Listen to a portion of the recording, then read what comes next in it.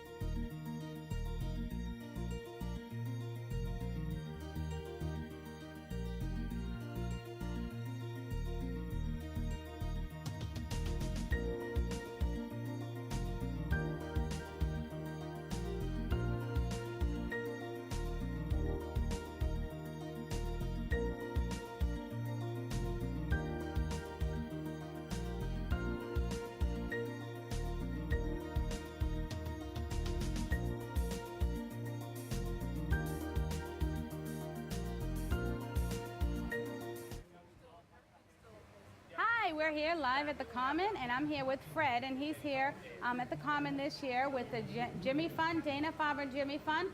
He's here having a raffle. Would you like to tell us a little about your booth today? Yes, it's our first year here on the 4th of July festivities. We've been here for sheep shearing for the last 11 years. Today we have a raffle where we have items that range from $10 to $20, and it's extremely family friendly where you can spend $6 and get yourself a $20 prize, and absolutely nobody loses. As long as the child tosses the beanbag and stays in North Andover, they win choice. Oh, so it's pretty easy to win. That's all wonderful. Proceeds go to Dana-Farber Cancer Jimmy Fund, and it's a wonderful arena here that you have today. I'm glad to be a part of it, and I expect to be here in years to come. We also have a second event, which is called the Boston Motorcycle Marathon Ride, which takes place August 12th. This will be our 6th year. That ride by itself has raised over $100,000, and it started from scratch. And it's all based from North Andover. So it's been a wonderful endeavor, and I'm very proud to be a part of it. Definitely. And how long have you been involved with the Jimmy Fund? I've been with the Jimmy Fund for 12 years. 12 years. My wife was a breast cancer survivor twice, and Dana-Farber saved her life, and that's when I decided to jump in with both feet. And I've been fundraising ever since. I have done the Boston Marathon 4 times. I decided last time I did it, like, we should probably do this on motorcycles. It was just a fluke. I called Dana-Farber. They said if I wanted to try it, we could do it. We were anticipating 100 motorcycles our first year. The bombing had just happened. Yes. And we ended up with 1,000 motorcycles. Wow. Over 2,000 people. And that initial ride raised about $25,000. That's wonderful. So the Dana-Farber and Jimmy Fund, what's your accomplishment? So you raise all this money, and can you tell us a little bit about where the money goes to and how helpful it is to parents, families going through this crisis? And when you're diagnosed with cancer, it not only affects you, it affects your entire family. It also, it can affect cousins, aunts, uncles. Everybody gets involved. It's a very traumatic time in one's life. And where our money goes, we get to pick where it goes. So we send half of it to research, and we send the other half to children with cancer that can't afford treatment.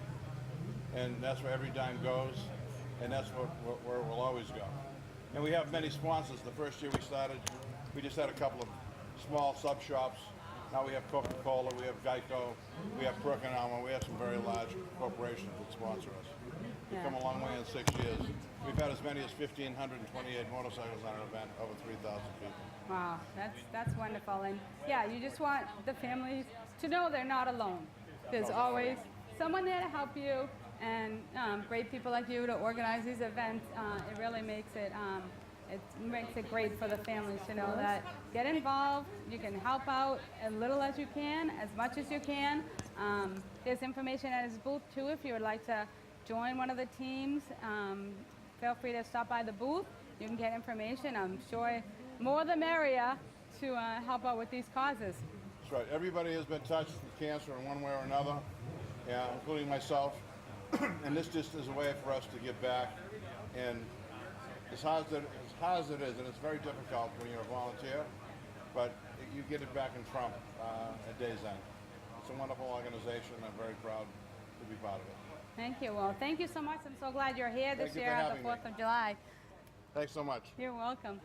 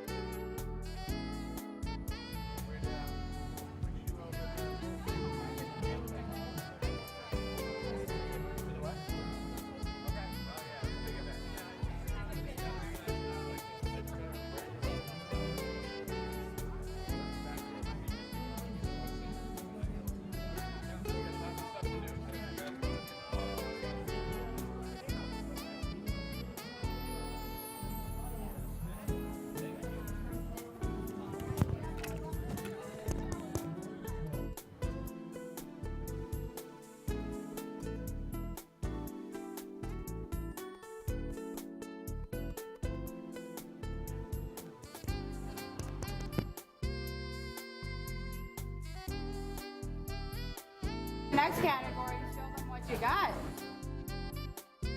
And maybe someday you can go to.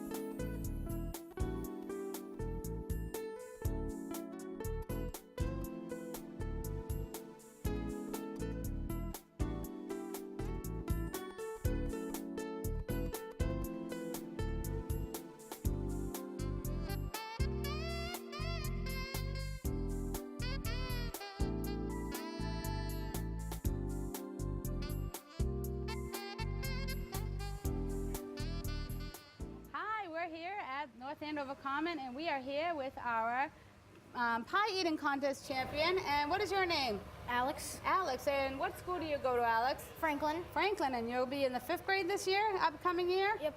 And I hear that this is your 3rd year winning the pie eating contest, so that must be kind of an accomplishment for you. Yes.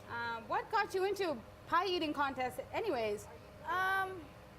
Normally I just like to eat fast, so then I heard we have a pie eating contest, so I was like, I have to try that. And even I wasn't really expecting myself to win at all, but then the first year I did, so the next year I had to do it, and then I won that year, and then I just keep getting better, and this year I won. So I'm gonna say 3 wins. That's good. I don't really want to do it next year because 3 wins is good for me. It's good for you, and you'd have to go up to a next category.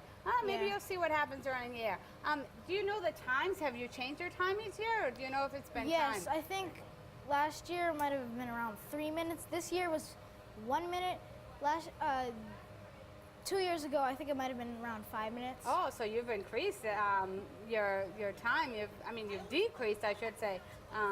So is there anything you want to tell to the people that are doing it next year? What your strategy is? Don't put the whole thing in your mouth. No? At a time. That's a horrible idea. I did it last year, and I saw the paramedics coming over. So they were very concerned. Yeah, so don't do that. Pace yourself. Yes. Make sure you do it a little, drink a little in between. Or do you just drink a lot after? Drink a lot afterwards, yeah. Is there anything else you want to talk about in there?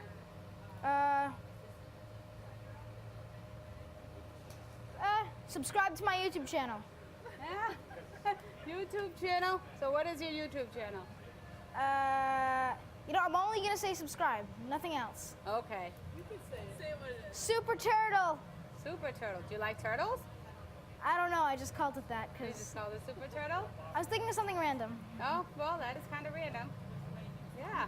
So. Well, congratulations again on your win, and hopefully you'll change your mind and you'll go up to the tween category next year and try it out and just see what happens. So. Okay.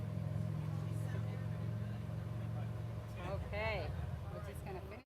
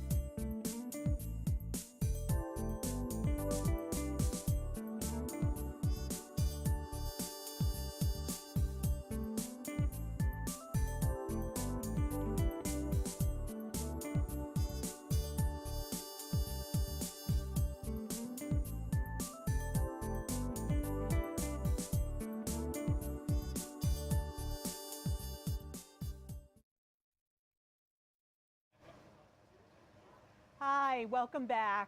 My name's Phyllis Jones, and I chair the North Andover Commission on Ability Assistance. It's our Disability Issues Commission. And I'm joined right now with Paul Nicotello. I knew I was going to mess that up. And he is our current Register of Deeds. You're running for re-election? Yes, Phyllis, and it's great to be here. And it's a great day, a little bit too hot, but it's okay. We've got a nice fan on us. And yes, I'm the current Register of Deeds. Let me first ask, what does the Register of Deeds do? Well, the Register of Deeds keeps all your mortgages, your deeds, your discharges, anything to do with your real estate property.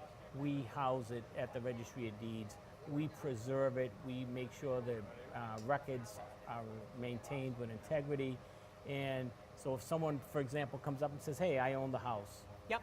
You're going to say, hey, here's a certified copy of my deed. Mhm. I own the house. So think of it as a big library, but we house all your documents in it. And your area, I mean, do you do the whole Commonwealth, or do you do just a specific part of Massachusetts? No, I do Lawrence, Methuen, Andover, and North Andover. And where is the office located in case I needed to go there? The office is at Riverwalk, 354 Riverwalk, better known as Sal's That's facility. right over on the other side of 490. Right on the other side of 495. 495. Suite 354, third floor, entry C.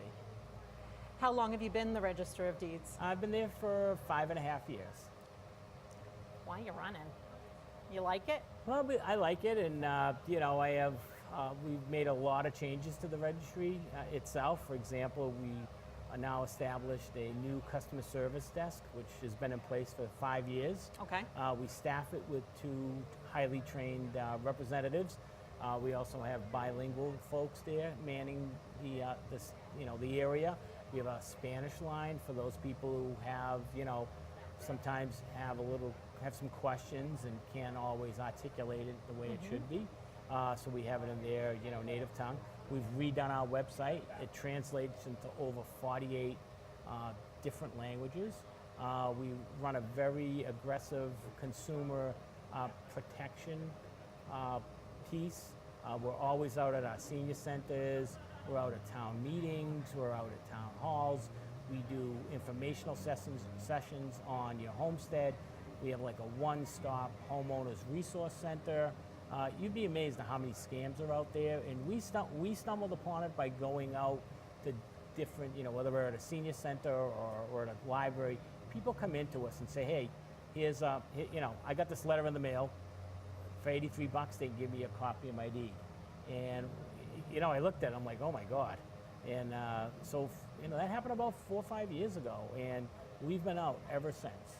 You can get a free copy if you go on our website, lawrencedeeds.com, or you can give us a call, 978-557-1900. Can you repeat that again? A little slower. 978-557-1900. You can ask for me. But we're out there all the time. We'll check and see if you have a homestead on your property. If you don't, we can give you the correct forms. We can't give legal advice, but you'd be amazed at how many people come through our door with different issues. But we really try to point them in the right direction. Now, I come in, I don't know anything, and I'm like, and I'm reporting a scam. Do I need to make an appointment? Can I just come in? Can I pick up the phone and ask for some assistance? Oh, absolutely. Again, just give us a call. You can ask for me. Sometimes we're out on different home ownership seminars, or we're doing some office hours off-site, because part of this is to bring the registry out to the people who I represent. And it's important that they feel part of it, and we make ourselves accessible during work hours and after work hours to meet everybody else's schedule. And what are the hours? So we are recording hours from 8 a.m. to 4 o'clock p.m. Monday through Friday. We're open till 4:30, but we stop recording at 4 o'clock. So if I need something recorded that same day, I need to be there prior to 4? Yes, you should be. Okay, well, that makes sense. Yeah, it makes sense. Yeah, nobody wants to be doing something at Right. the 5 minutes of when they're leaving. No, and we can, some people get there at 4:05, and the way our computer system is set up, we can't record after 4 o'clock. It's just how it is. Now, let me ask you, because, as you now learned, I'm, chair of the town's Commission on Ability Assistance. What do you do for people who need a little extra assistance because they're disabled? So part of our new website, it is handicapped accessible. We have it both for eye impaired folks, and we're working on something for hearing impaired as well. The technology is great. We have an IT person that's been working on this for a little bit now, and we're trying to make it easy. We do have handicapped accessibility, as we always do. And honestly, if someone calls me up and they really have an issue, we'll try to accommodate as best we can. We also do notary services for free. Wonderful, as well. wonderful. And if you are a notary and you're getting reappointed, you don't have to go to Boston anymore. You can come to our office, and we so can when my swear you term's in. up, I Right. can come back too. Right, Yeah. you can come back and you can visit us, and we do all of that. We don't charge for any of that. Again, it doesn't really fit into what the registry does, but everything is changing today, and we try to be as accommodating as we can to the public. All right. Well, thank you so much, Paul. I'd like to thank you for coming on. Oh, no problem. Enjoy the rest of our festivities we've got going on today, and happy Independence Day. Happy 4th of July. We'll probably see you at the fireworks tonight. Hopefully. And hey, just a little thing. It's, if you ever want to file your deed, it's like filing your nails, but we'll try to keep it on. I don't know. Does my nails, so. But Thank you again, Thanks Paul. again, Phyllis. Take care. Take care.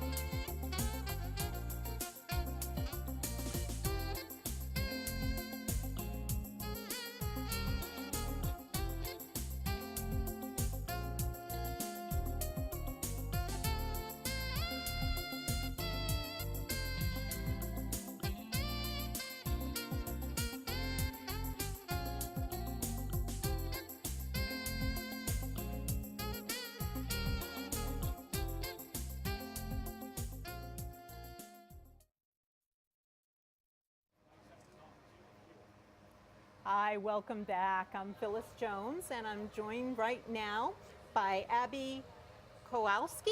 Am I pronouncing that right, sweetheart? And why are you joining us right now? I won first place in the pie eating contest. All right. High five on there. High five. Where do you go to school? Franklin School. Franklin? Now, you're how old? 10. 10.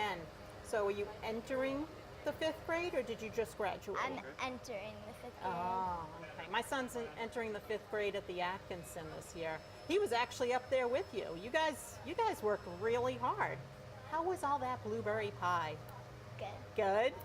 Good. Mom gonna let you eat again today? Maybe. Maybe. Gotta drink a lot of water, though. Gotta drink a lot of water. So, who was your teacher this past year? Mrs. Carroll. Mrs. Kara? Did you enjoy the 4th grade? Yeah. Yeah? What's the best part of coming here today? Aside from winning the pie eating contest, of course. I haven't thought of that. Probably just hanging out with my family and friends. That is a very good reason to enjoy coming. Very good. A little hot out today, though, huh? Yeah. What do you normally do in terms of, do you do anything extracurricular after school? You know, those activities, dance or sports or anything? You do what? This softball season ended a couple weeks ago, and I do horseback riding. Softball. I love baseball. I do. What position did you play? Mostly catcher. That's not an easy position. Yeah. Not an easy position. Did you get your team to win more often than not? Yeah. Yeah? I guess. I'm sure you were great about it. I'm sure Mom would say you were fantastic too. Hi, Mom. Yeah. Anything you'd like to know about? Ask me about what's going on here? Not really. Not really? Have you ever been on camera before? Yeah. Yeah? What did you do? I went to there was this winter, thing on the common, and I got interviewed, so. Oh, cool. When was that? It was it was the Christmas, time. Was it this past Christmas time? Yeah. And do you have fun doing that? Yeah. Yeah? Well, I hope you have fun enjoying the rest of the day and spending time with your family. You going to do the fireworks tonight? Yes. Yeah? You're going to go there? You're going to stay here? You're going to watch them from home? I'm going to go somewhere else. We haven't found where we're going to go, But you're going to enjoy them nonetheless. Yeah. Yeah. Well, thank you very much, Abby, for coming on board. And congratulations again. Want to show us that blue ribbon again? Yeah, I think she deserves a round of applause, everybody. That wasn't an easy competition. Like I said, my son was up there too, and you guys worked really hard. Well, thanks again, Abby.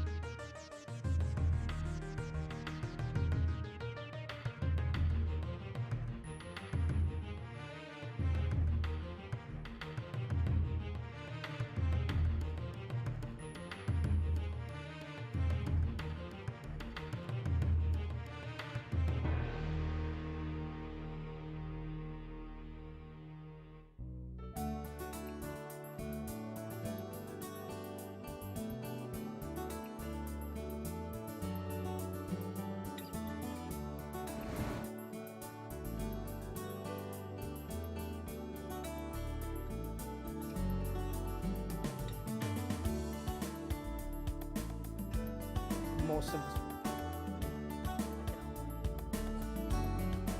Just trying to Can get you hear an me? idea, so-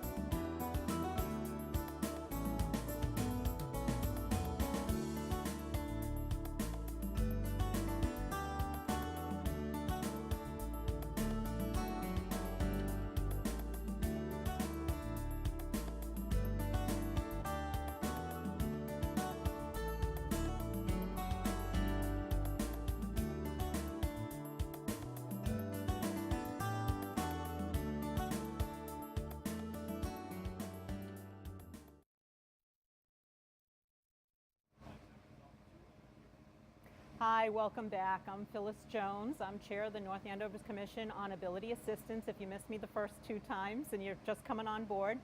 And I'm joined right now by Sean Daly. Yes. Yeah, nice to meet you, Sean. Nice to meet you. And you're here to talk to us about? The July 4th road race, which is being put on by the North Andover Booster Club. There's a kids race kicking off at 8 a.m. You can register for that online at northandoverboosterclub.com. That costs us $5. There's a adult and children 5K for anyone that can run it. And same registration. It's $35. The first 600 registrants get a T-shirt.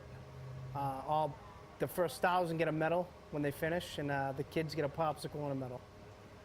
A popsicle in this weather, they're going to need it. That's right. Everybody's going to need that popsicle. That's right. How many people typically run this? Around 1,000. Right now, we're at about 800. So What's the route? The route, it's going to start on Mass Ave, right next to the Common, right before the traffic circle. It goes up Johnson Street. It takes a left on Marble Ridge, then a left onto Salem Street, left onto Milk Street by the fire station, a right onto Chestnut, a right onto Andover, and then right onto Mass Ave, and finishes up right in front of the Textile Museum. Now, the registration fee, obviously it's going to something. Boosters Club? That's correct. The North Andover Booster Club covers various sports in town, including football, basketball, field hockey, volleyball for both boys and girls, cheerleading. There's something I'm missing. I'm sure you'll think of it later. Yep. Now also, for those of us who can't run 5K, is there a walking ability towards the end of everything if people want to just participate but they can't run? Absolutely, and there's plenty of people that do that, myself included. Yeah, and I'm sure in this heat more people would rather walk it than run it anyway. Right. You're going to be handing out water bottles or something? There's going to be 2 water stations along the race route. There's going to be water back at the finish. There's going to be food with some fruit, energy bars, and various other things like that. There's also going to be a beer truck there at the finish line. For those of us who are 21 and older? 21 and older, absolutely. Do people win any prizes? The top 3 in each category win it's a plaque. Okay. There's not a money prize or anything. No, but I mean, a prize is a prize. Prize is a prize. My son just did the pie eating contest and he got a little ribbon, and he didn't win, but he got a ribbon, and everybody should get a little prize just for participating. Absolutely, and everyone is getting, the first 1,000 that finish, which I anticipate will have about that, will get a medal. So that's fantastic. Everyone comes away with something. Nope, that's fantastic. And you do a little good for the community. Absolutely. In between. So some of the money in the past that Booster Club has given out, we paid $14,000 last year to have the gym floor replaced at the middle school. Wonderful. We just recently at the North Andover Senior Awards Night gave out $9,000 in scholarships to graduating seniors, and among other things. I can tell you as a parent of a high schooler who's going to be having a kid going off to college, I'm sure sooner than not, any money helps when it's coming going to college. So it's just a lot. So thank you for doing that on behalf of those of us who have children coming up soon. Absolutely, absolutely. Well, it's getting so close to July 4th, and it's running on July 4th. Can people sign up online? Do they have to come in person? So they can sign up online until Monday at noontime, and that would be going to the website northandoverboosterclub.com. Okay. And there's a little tab for the July 4th road race. After that, they can come in. We're having a bib pickup Tuesday between 3 and 7 p.m. at the youth center for bibs and t-shirts. They could register there. And then race morning from 6:30 till about 8 o'clock, we'll also have registration. I would advise anyone to register ahead of time for that. I'm assuming race day would be kind of crazy. Usually when you're talking about those events, whether they be races or charity walks, usually that if you wait till the last minute, it can get kind of crazy. Absolutely. So, no, it's great. And I wish you luck in the event. Thank you for doing that. Thank you for supporting the community. Absolutely, it's our pleasure. Thank you very much, Sean. Nice to meet you.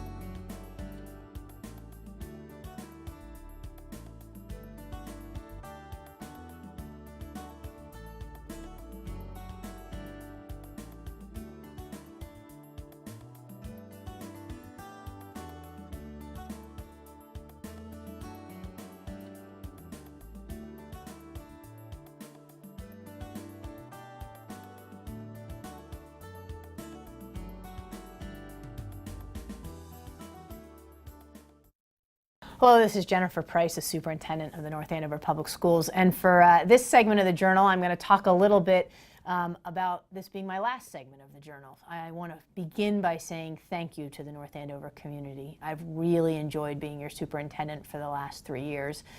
This is a special town, a special place, and a special school district, and I have felt so fortunate to be here for the last 3 years.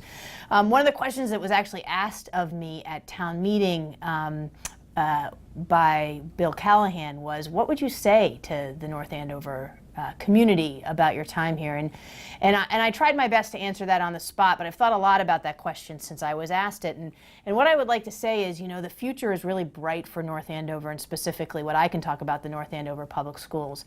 In a few short months, we're going to be welcoming 325 new kindergartners into the Ann Bradstreet Early Childhood Center. How exciting is that? There's so much going on here. We have all these new grants and community connections.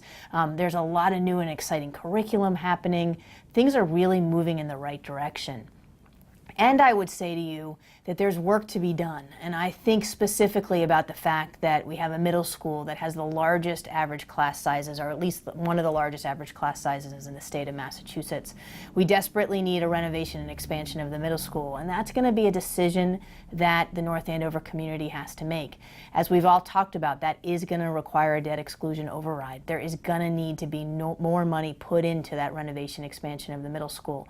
Hopefully we'll get some school building authority help from the Massachusetts State School Building Authority, and they'll get some state's funding there. But really, North Andover is going to have to make that decision. And once that school is open, how are we going to put the additional 15 classroom teachers into that space? Is that going to be over time? Is that going to be able to be done all at once? There really are some important decision points ahead for the North Andover Public Schools. The best part is I'm leaving this school district in amazing hands. I am so excited that Dr. Greg Gilligan will be taking over for me. It makes me feel so wonderful that the continuity and the work that we've done together is going to continue. He's an amazing guy. He cares deeply about this town. He feels so strongly about this town's values, about its history, and I'm really excited about where he's going to lead it in the future. To North Andover, thank you so much. You have some important decisions ahead. I hope as you make those decisions, you think about what is in the best interest of our kids, which I know you will do. And as always, I've really, really appreciated the time and your partnership. Thank you.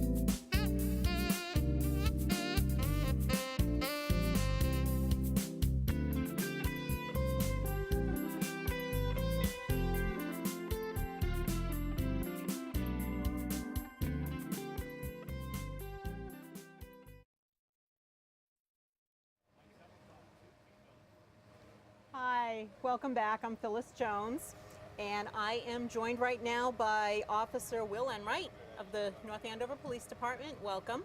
Thank you very much. I'd like to give you a personal thank you, you and the entire police department.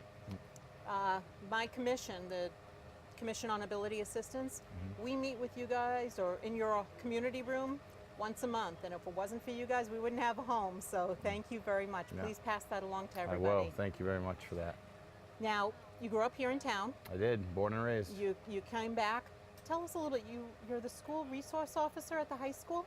I am. So I'm stationed at the high school. My office is there, and when I work my shift is in the high school dealing with all juvenile issues and anything that might be occurring with high school students or in the high school itself. So if a student wanted to have your assistance in something, how would they go about doing that? A lot of kids, other than directly approaching me, I am very visible in the high school. They have guidance counselors, teachers, and the administration there that all, I'm on their walkie system. Whenever they need me, they can call me. And a lot of kids are more comfortable with talking through things with their guidance counselors, and then if they want me to come and give them my either help or perspective, I'm usually right around the corner. Do you find that the kids are okay feeling you're, because I know with everything going on in the world right now, people get a little weirded out, for lack of a better term. Yeah, I feel just once kids kind of interact with me and they see me and we break the ice, is what I call it, Yep. they are more comfortable. Some of them are a little hesitant at first, but just being there and being visible and just being a person with them, they usually tend to warm up pretty quickly as kids. You know. Once they get past that initial fear of, what's he going to do to me? Yeah, they feel you out a little bit, but they're still kids at heart, so. Well, I'll admit, us adults do the same thing. Yeah. Now, obviously, we're on summer break for schools. We are. What are you doing now? So our chief just started a new program that myself and Officer Mark Wilson are doing for the first time in North Andover, which we call CPOP. It stands for Community Police Officer Program.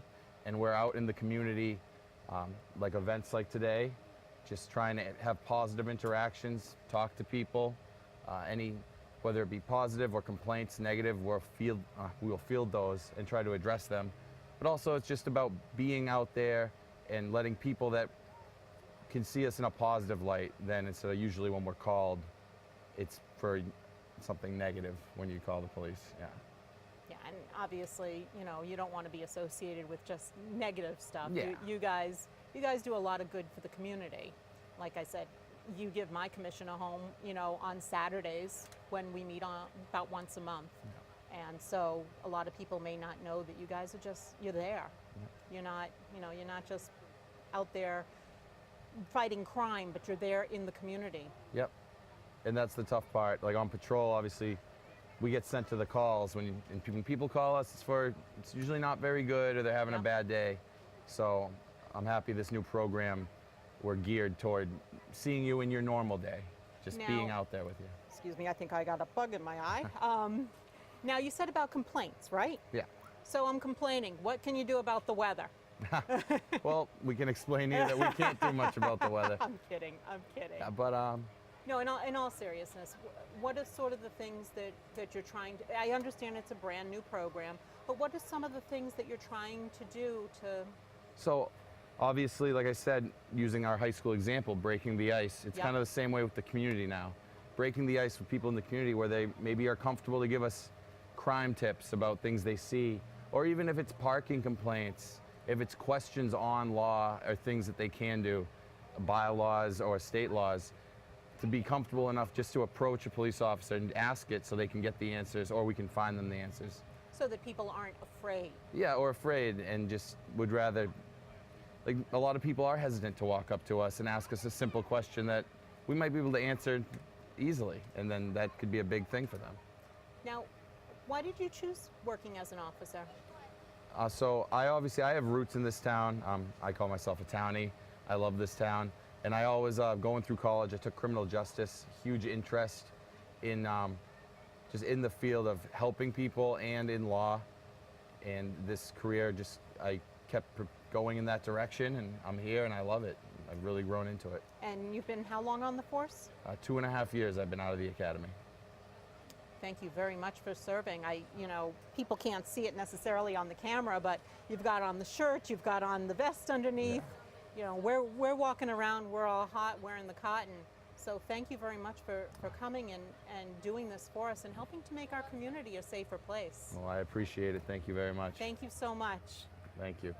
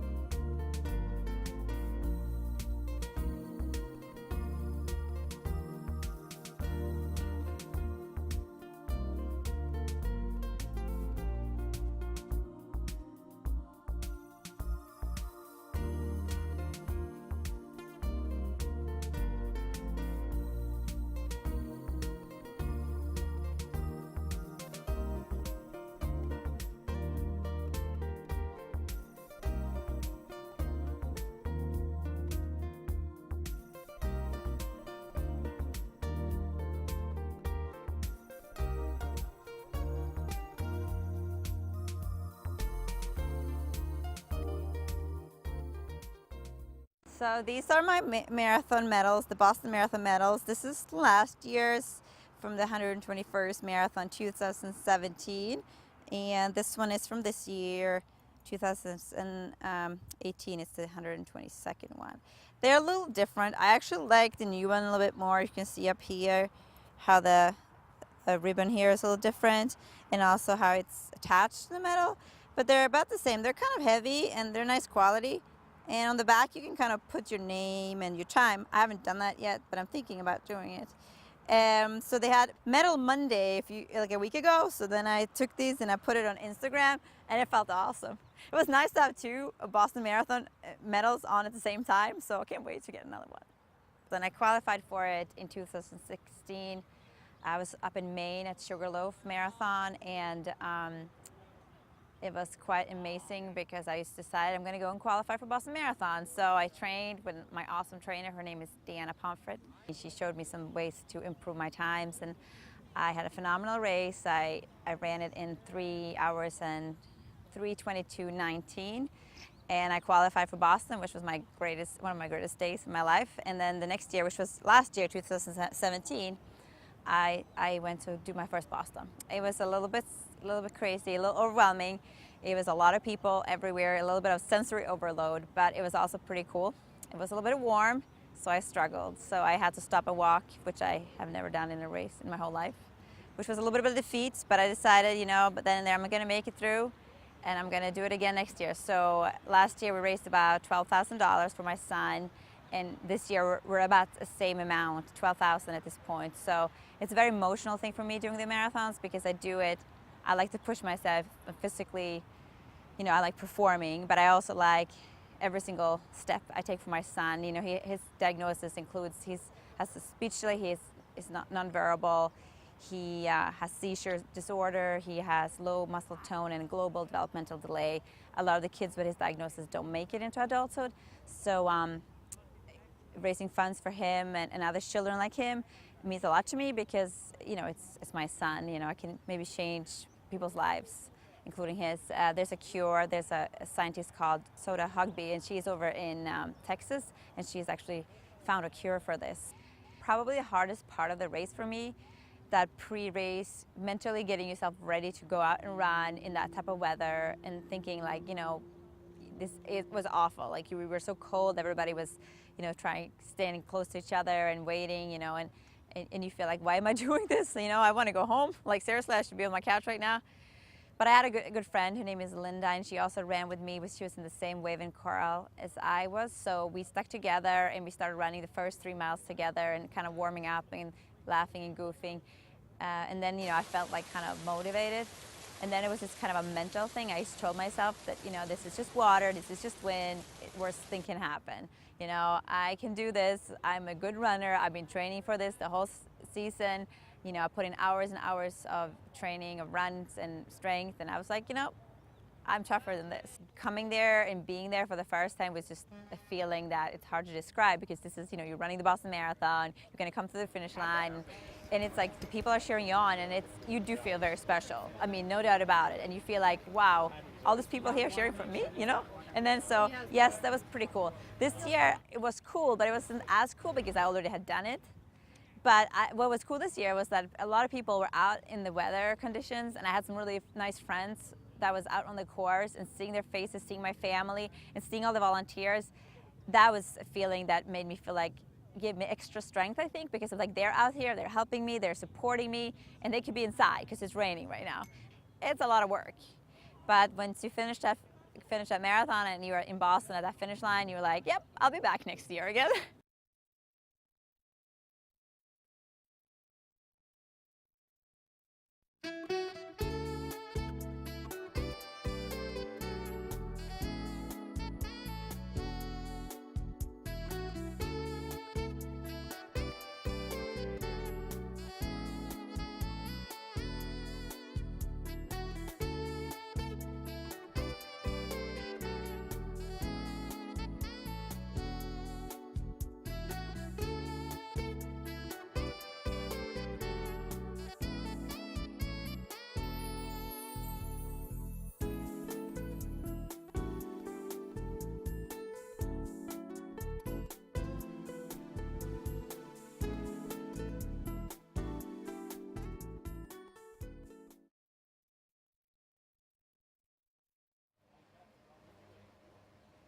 Hi, I'm Phyllis Jones. Welcome back.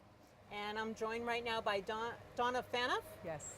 And you are a registered nurse for I 30 am. years. Yes. You're with Holy Family. Yes. Well, thank you for joining us. Thank you for having me. Now, you're on specifically to talk to us about the Patient Safety Act.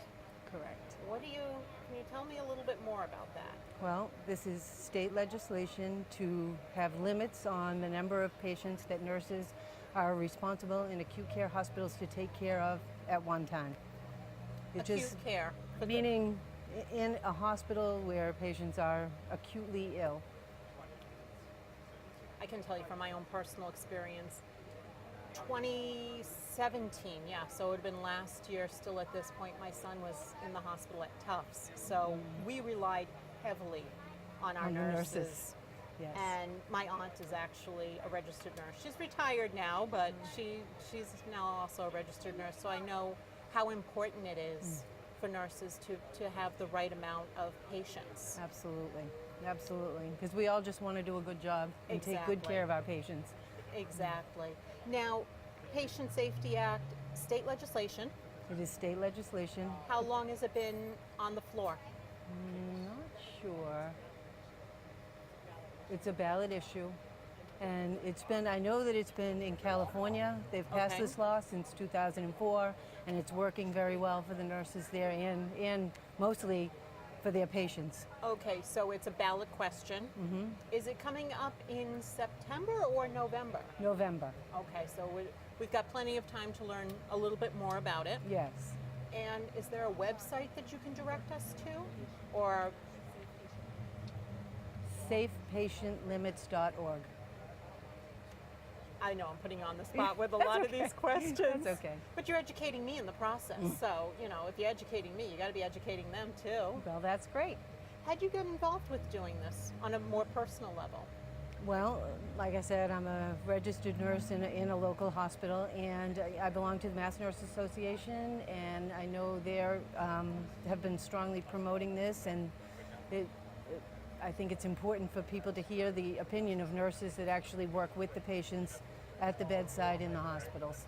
Okay, well, obviously you folks are getting more and more patients assigned to you, which is why you're initiating this ballot That's question. Right. How have things changed in the past 30 years that it's at this point that you are initiating this? Is it just that, I think one of the biggest changes is that the people that are in the hospital are sicker.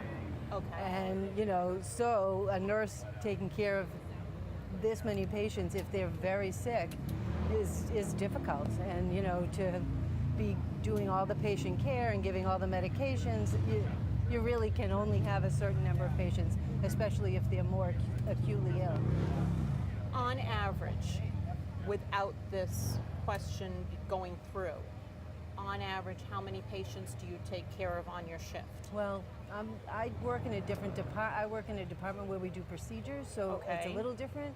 On the floors, I would say they have 6 to 10 patients the nurses are trying to take care of every day, and depending if they had one patient that had a problem, or say chest pain, and they have to be directly with that one patient, they have all these other patients that are being looked after.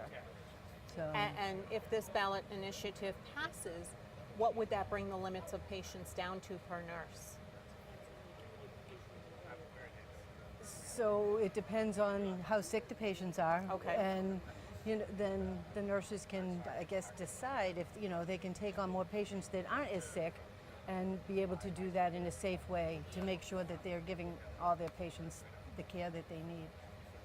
And I understand you're not working on the floor anymore, but I'm sure at some point you did. Yes, I did. How are different assignments handed out to the patients, or to the nurses regarding the patients, excuse me? Well, you come in the morning and they're given an assignment of 8 or so patients, and there's so many nurses and so many aides on the floor, and it's kind of just split up. But it's not based upon, like, you have an expertise on, just to use something simple. Not usually, no. No, it's just, this is your assignment. This is yours. You get room 1 through 8, and so those are your patients for the day. And you don't necessarily also have the same assignment for the same patient. If you have somebody like my son who had an extended stay at the hospital. Right. You know, a lot of times, well, pediatrics, they tend to work Do a things little differently. differently. Yeah. But you don't have, like with pediatrics, you don't have, if I'm your patient today, I might not necessarily be your patient tomorrow. That's true. So you don't have that bonding ability. Right. I mean, sometimes you do, but not always. And staff changes every day too. So. Right. Right. But with something like this, by lowering the patient amounts that each nurse could handle, might that give the hospital more of an opportunity to do some more of that bonding opportunity? So. Sure, I would hope so. Well, all nurses want is to really take good care of their patients, and that's what gets most nurses frustrated, is that if they go in and their assignment's too big, and they're frustrated. I talk to them all the time, and all nurses just want to take good care of their patients. So the bedside nurses just want to have the time and that they need to be able to do that, because that's what they want, is to give good patient care. Well, and that's the whole reason why you got involved in nursing to begin Absolutely. with. Absolutely. If you didn't want good patient care, you'd be somewhere else. That's right. It's a great profession, but you got to be able to. The good nurses get frustrated. A lot of them leave because they can't do a good job, and they don't like. Nobody likes that. Nobody wants to go to work and feel like they're not giving each patient what they deserve. Totally understandable. Well, thank you for sharing this. I'm sure people will be checking out that website and taking a I look, hope so. because I know that a lot of people who've had to go to the hospital, a lot of things that they get frustrated about is that the nurses aren't necessarily That's there. right. They put their light on and no one answers it. Exactly. And So. like I said, I realized my son was in the pediatric wing, but there were a couple of times where, unfortunately, I had to scream out for somebody to come in because. So thank you for doing what you do. Well, thank you for coming on, Donna. Thank I you for having appreciate- me. Thank you for having me Thank on this you. hot day.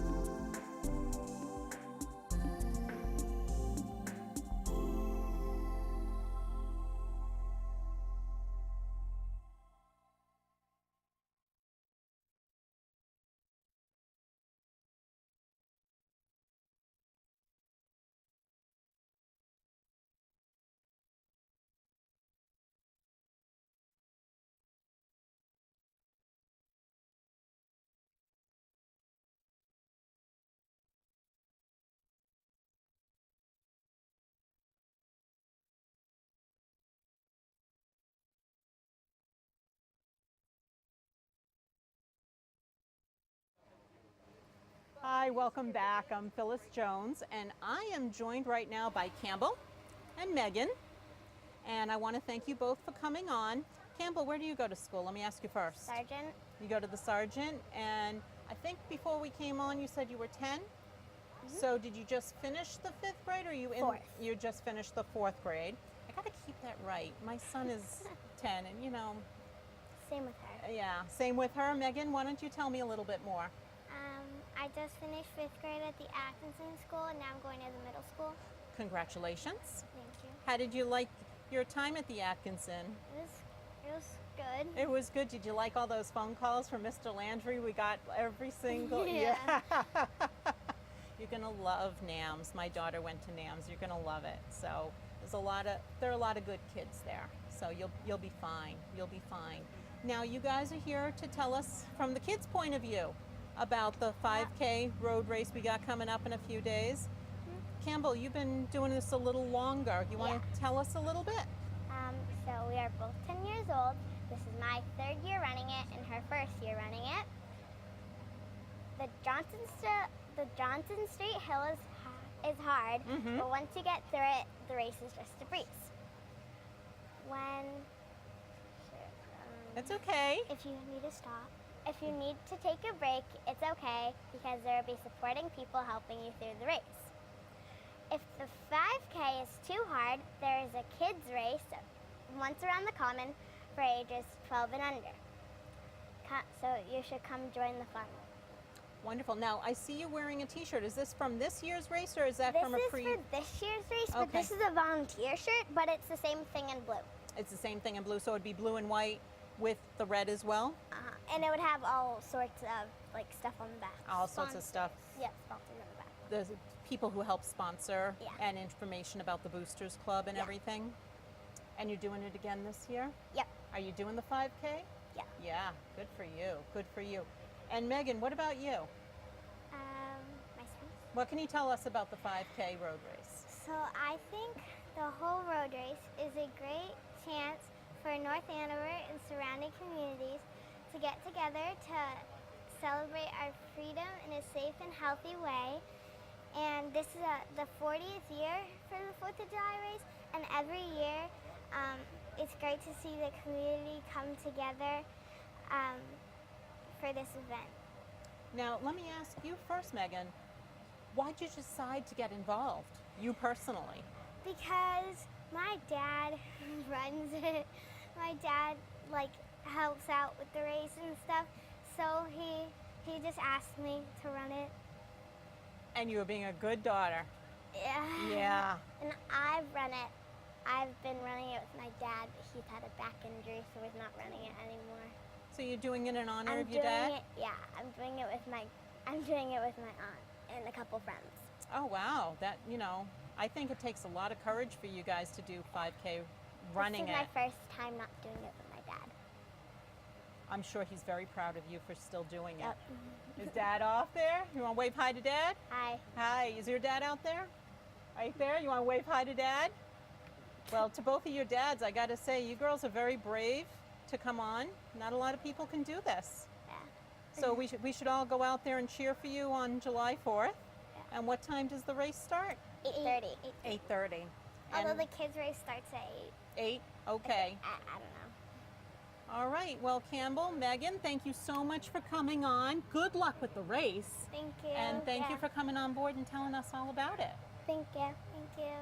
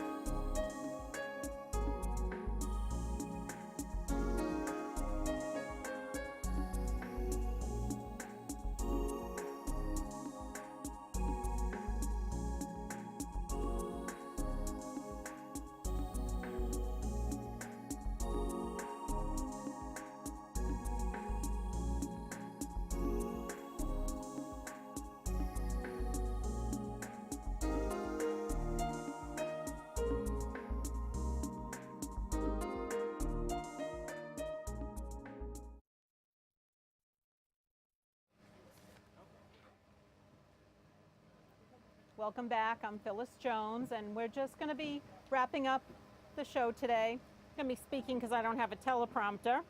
So I'd first off like to thank all of our other hosts who were on today. We had Lester Rugg, Sam Levy, and Casey Duran.